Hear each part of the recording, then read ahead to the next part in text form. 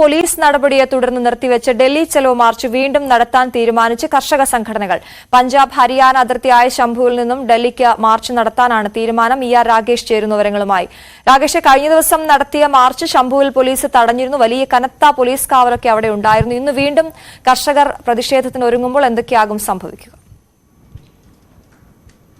അശ്വതി, ഡൽഹി ചലോ മാർച്ചുമായി മുന്നോട്ട് പോകുമെന്ന നിലപാട് തന്നെയാണ് കർഷകർക്കുള്ളത്. കാരണം അശ്വതി സൂചിപ്പിച്ച പോലെ തന്നെ കഴിഞ്ഞ ദിവസം ഡൽഹിയിലേക്ക് മാർച്ച് നടത്താൻ കർഷകർക്ക് നേരെ കണ്ണീർ വാതകമടക്കം പ്രയോഗിച്ചിരുന്നു. 15-ലധികം കർഷകർക്ക് പരിക്കേൽക്കുകയും ചെയ്തിരുന്നു. തുടർന്നാണ് ഇന്ന് വീണ്ടും മാർച്ച് നടത്താനുള്ള തീരുമാനത്തിലേക്ക് കർഷകർ എത്തിയിട്ടുള്ളത്. ഇന്ന് ഏതായാലും 12 മണിക്കാണ് ഹരിയാന പഞ്ചാബ് അതിർത്തിയിലെ ശംഭുവിൽ നിന്ന് മാർച്ച് ആരംഭിക്കുന്നത്. ഏതാണ്ട് 101 കർഷകരാണ് ഡൽഹിയിലേക്ക് മാർച്ച് നടത്തുക എന്നാണ് ഇപ്പോൾ കർഷകർ അറിയിച്ചിരിക്കുന്നത്. ഏതായാലും പോലീസ് വലിയ സന്നാഹം ഒരുക്കിയിട്ടുണ്ട്. അതിർത്തിയിൽ പ്രത്യേകിച്ച് ഖനൌരിയിലും ഒപ്പം തന്നെ ശംഭു അതിർത്തിയിലും വലിയ സുരക്ഷ ഒരുക്കിയിട്ടുണ്ട്. ബാരിക്കേഡുകൾ തീർത്തുകൊണ്ട് കർഷകർ ഒരു തരത്തിലും കടത്തിവിടില്ല എന്ന നിലപാട് സ്വീകരിച്ചിരിക്കുന്നുണ്ട് പോലീസ്.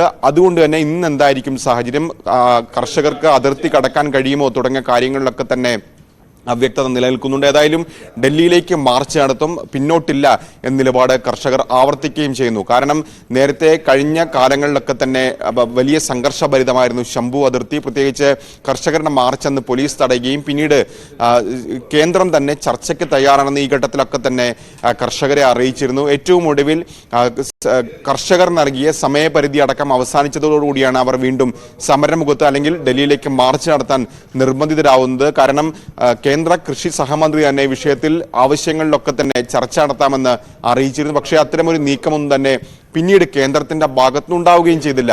ഈ ഒരു സാഹചര്യത്തിലാണ് വീണ്ടും കർഷക സമരവുമായി വീണ്ടും ഡൽഹി ചലോ മാർച്ചുമായി കർഷകർ മുന്നോട്ട് വരുന്നത്. പക്ഷേ വലിയ പോലീസ് സന്നാഹം ശംഭു അതിർത്തിയിലുണ്ട്, ഖനൌരിയിലുണ്ട്.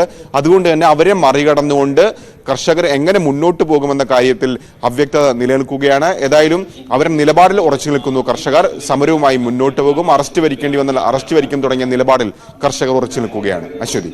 ശരി, ഇ ആർ രാകേഷാണ് വിവരങ്ങൾ നൽകിയത്. രാവിലെ